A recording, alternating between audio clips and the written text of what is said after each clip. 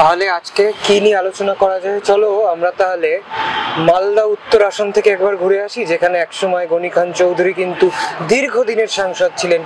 সেই আসনে এইবারে কি হতে চলেছে সেটার একটা চিত্র আমরা তুলে ধরি দর্শকদের সামনে।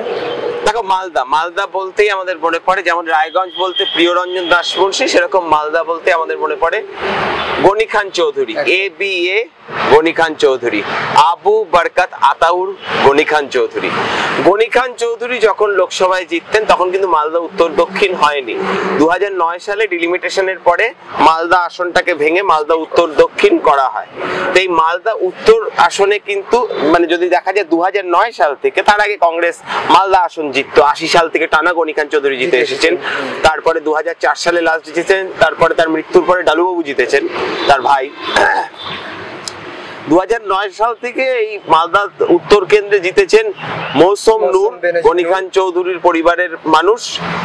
2009-2014 কংগ্রেসের টিকিটে জিতেছেন, তারপরে তিনি কংগ্রেস ছেড়ে তৃণমূলে চলে যান এবং তারপর 2019 সালে তিনি তৃণমূলের হয়ে প্রার্থী হন। উল্টো দিকে কংগ্রেসের প্রার্থী হন তারই দাদা, মামাতো দাদা, ডালুবাবুর ছেলে ঈশা খান চৌধুরী। আবার উল্টো দিকে বিজেপির প্রার্থী হন CPM থেকে আসা বিধায়ক, হবিবপুরের বিধায়ক খগেন মুর্মু। একই সঙ্গে CPM এখানে আলাদা প্রার্থী দেয়। মাথায় রাখতে হবে জোট কিন্তু হয়নি। বিশ্বনাথ ঘোষকে মালদা উত্তর কেন্দ্রে CPM প্রার্থী করে। তাহলে মালদা উত্তরে আমরা দেখতে পাচ্ছি যে এই আসনটা তৃণমূল 13 বছর ক্ষমতায় আসলেও এই আসন আজ পর্যন্ত তৃণমূল জিততে পারেনি। এবার মালদা উত্তরে 2019 সালের কি অবস্থা ছিল বা মালদা উত্তর আসনটার কি হালও কি করছিল সেটা জানতে গেলে আমাদের ম্যাপটা চেয়ে নিতে হবে। এই হলো মালদা উত্তরের অবস্থা। বোঝাই যাচ্ছে মালদা উত্তরে 2019 সালে এখানে জিতেছিল বিজেপি এবং বিজেপির খগেন মুর্মু জিতেছিলেন 84,288 ভোটে। কিভাবে জিতলেন? এই মালদা বলতেই অনেকে মনে করেন যে এখানে একটা সংখ্যালঘু ভোটের আধিক্য আছে, সংখ্যালঘু ভোট নির্ণায়ক শক্তি। হ্যাঁ, এটা সত্যি, কিন্তু SC/ST ভোটটাও একটা বড় ফ্যাক্টর। হবিবপুর গাজলে কিন্তু SC/ST ভোট রয়েছে। এবার মালদা উত্তরের মধ্যে যে 7টা বিধানসভা পড়ে সেগুলো কোন কোন?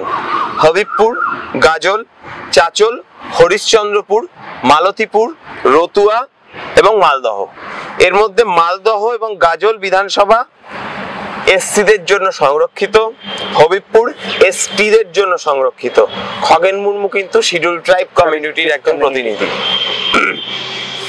এবার আমরা যদি দেখি এর ডেমোগ্রাফি, তাহলে দেখব যে এখানে SC ভোটার হলো গিয়ে 24%, আর ST ভোটার তপশিলি উপজাতি 10%, আর মুসলিম 45%।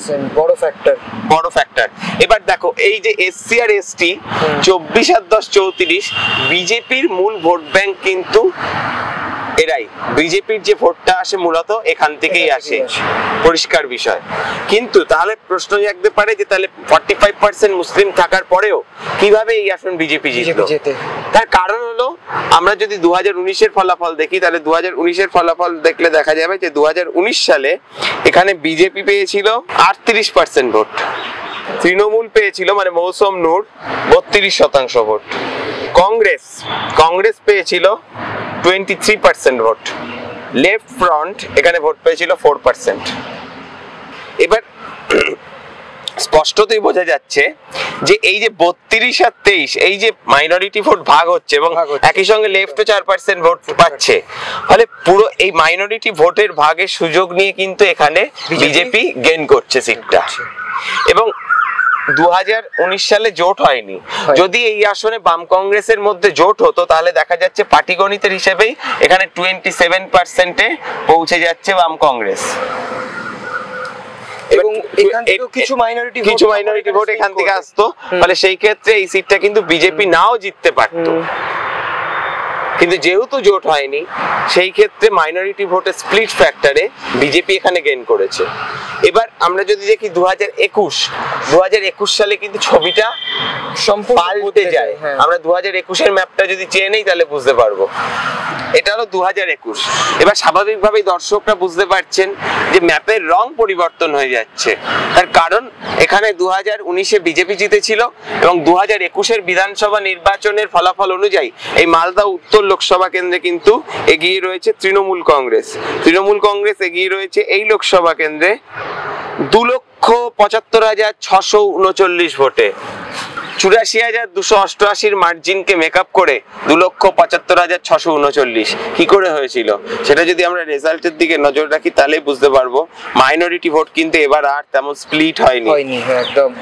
বিজেপি ভোটও কমেছিল, বিজেপির ভোট হয়েছিল 33%, টিএমসি যেটা ছিল 32% সেইটা বৃদ্ধি পেয়ে হয় 52%, আর সংযুক্ত মোর্চা 11%। স্পষ্টতই বোঝা যাচ্ছে এই 27% থেকে একটা ইরোশন হয়েছে এবং সেটা সুইং করেছে তৃণমূলের দিকে। একই সঙ্গে 5% ভোট কিন্তু বিজেপিরও কমেছে। অর্থাৎ শুধুমাত্র এই আসনের ক্ষেত্রে বাম কংগ্রেসের সংখ্যালঘু ভোট ব্যাংকে শুধু তৃণমূল থাবা বসায়নি, তাদের যে বিভিন্ন বেনিফিশিয়ারি প্রকল্প, সরকারের যে বিভিন্ন প্রকল্প রয়েছে তার যে বেনিফিশিয়ারি বেল্ট তৈরি হয়েছে তার প্রভাবে কিন্তু 5% ভোট কিন্তু বিজেপির দিক থেকেও কমে তৃণমূলের দিকে গেছে। তৃণমূল এখানে প্রায় 20% ভোট বাড়াচ্ছে। কিন্তু যদিও এবার এটা আবার বোঝা যাচ্ছে না লোকসভা নির্বাচন।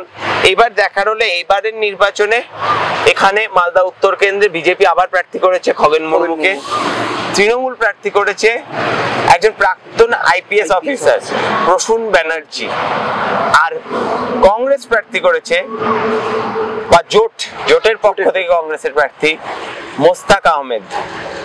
এইবারও যদি minority vote N block Trinamool কংগ্রেসের দিকে না যায় তাহলে কিন্তু এই সিটে আবার 2019-এর পুনরাবৃত্তি হতে পারে। এবং আমি বলতে পারি এই সিটে কয়েকটা ফ্যাক্টর কাজ করবে। এক, প্রসূন ব্যানার্জি বহিরাগত, এই ইস্যুটা কাজ করছে তৃণমূলের এগেনস্টে। সেকেন্ড, এটা লোকসভা ভোট, মাইনরিটিরা মনে করেন যে তারা কংগ্রেসকে দেওয়া যায় তৃণমূলকে দেওয়া যায়, কারণ লোকসভার ভোটে বিজেপির বিরুদ্ধে যে কোনো একজনকে দিলেই হলো।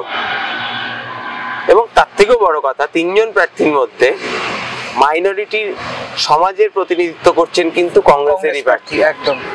তাহলে সেই ক্ষেত্রে কংগ্রেসের দিকে যদি মাইনরিটি ভোটের একটা অংশ অন্তত যতটা 2019-এ ছিল সেই রকমও কাছাকাছি একটা ভোট যদি আবার কংগ্রেসের দিকে যায় তাহলে কিন্তু এই আসনে অ্যাডভান্টেজ থাকবে খগেন মুর্মু বিজেপি।